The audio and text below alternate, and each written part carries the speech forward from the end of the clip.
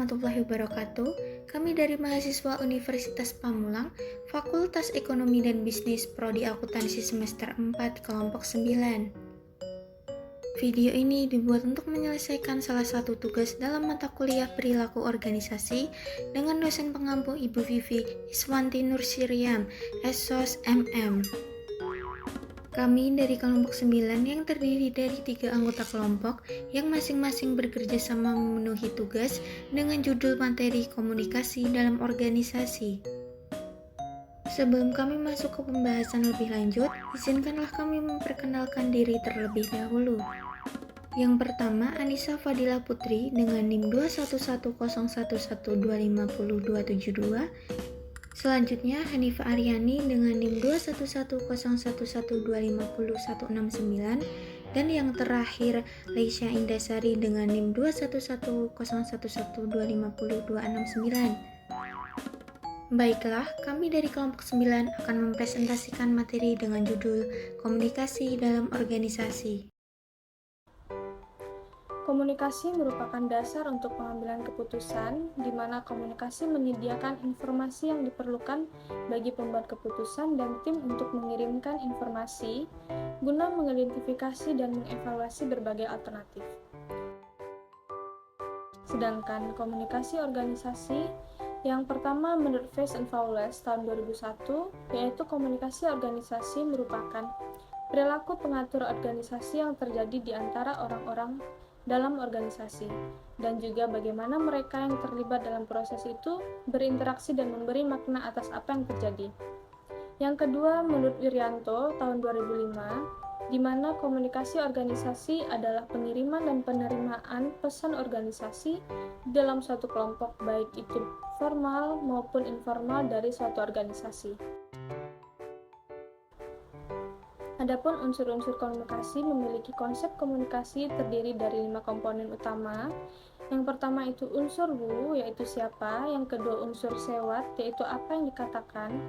Yang ketiga unsur which channel, yaitu media atau saluran. Yang keempat unsur to whom, yaitu kepada siapa. Yang kelima unsur which what effect, yaitu apa yang terjadi. Komunikasi organisasi juga memiliki fungsi komunikasi. Yang pertama itu komunikasi bertanggung jawab atas perilaku organisasi. Yang kedua, komunikasi membantu merangsang motivasi karyawan. Yang ketiga, fungsi komunikasi sebagai ekspresi emosi. Yang keempat, komunikasi adalah dasar untuk pengambilan keputusan. Fungsi komunikasi dalam organisasi menurut Sajjaja dalam Sofia tahun 2008, yang pertama itu fungsi informatif, di mana organisasi dapat dipandang sebagai suatu sistem pemrosesan informasi. Yang kedua, fungsi penyesuaian. Fungsi ini dipengaruhi oleh dua hal. Yang pertama, di tingkat manajemen, mereka memiliki kekuatan untuk memverifikasi semua informasi yang terjadi. Yang kedua, pemberitahuan, yaitu pemberitahuan yang bersifat regulasi yang pada dasarnya berorientasi pada pekerjaan. Kemudian fungsi yang ketiga yaitu fungsi disiplin, kekuasaan, dan otoritas. Dalam organisasi tidak akan selalu seperti yang diharapkan, karena dari kenyataan ini banyak pemimpin ingin membujuk bawahan mereka alih-alih memberi perintah. Berikutnya fungsi integritas, di mana setiap organisasi berusaha menyediakan saluran melalui mana karyawan dapat melakukan pekerjaan dan bekerja dengan baik. Ada dua saluran komunikasi yang dapat membantu, yaitu saluran komunikasi standar dan saluran komunikasi informal. Tujuan utama komunikasi organisasi yang pertama, sebagai sebuah organisasi untuk membagi sebagian atau seluruh tugas dan fungsi menjadi bagian yang melaksanakan visi dan misi organisasi. Yang kedua, berbagi informasi, penggabungan semua alat organisasi ke dalam tujuan organisasi. Yang ketiga, deskripsi perasaan dan emosi. Suatu organisasi adalah sekelompok orang yang bekerja sendiri atau bekerja sama dengan orang lain. Mereka harus diungkapkan kepada orang lain, memiliki keinginan, perasaan, dan emosi. Tahapan proses komunikasi ada 8. Yang pertama sender, yang kedua encoding, yang ketiga message, yang keempat channel atau medium, yang kelima decoding, yang keenam receiver, yang ketujuh noise, yang kedelapan feedback. Dimensi-dimensi komunikasi ada dua. Yang pertama, komunikasi internal. Pentingnya komunikasi internal adalah komunikasi vertikal dan konstruksi. Komunikasi vertikal yaitu komunikasi dari pemimpin ke penyedia, dari pengingat ke pemimpin. Komunikasi konstruksi adalah melibatkan komunikasi antara karyawan dan karyawan sama seperti orang lain. Yang kedua, komunikasi eksternal. Persaingan kompetisi eksternal antara pemimpin organisasi dan audiens di luar organisasi. Memiliki dua elemen komunikasi. Yang pertama, komunikasi dari manajemen publik dan komunikasi dari public ke manajemen tim. Media komunikasi. Terdapat dua media dalam komunikasi. Yang pertama, media interpersonal, salah satu ponsel komunikasi manusia. Penemuan penggunaan ponsel telah menjadi hal biasa. Ponsel ini tidak digunakan untuk urusan bisnis, kantor, perusahaan, dan keluarga. Yang kedua, grup media. Lebih dari 15 komunikasi digunakan dalam kelompok media yang luas, misalnya rapat, seminar, dan konferensi. Rapat biasanya digunakan untuk membahas masalah penting yang dihadapi organisasi. Grup media digunakan untuk berbagai organisasi profesional, organisasi olahraga, presentasi, pertemuan komunitas, dan organisasi lainnya. Terdapat 8 model komunikasi. Pertama, ada model komunikasi Aristoteles. Kedua, model komunikasi Laswell.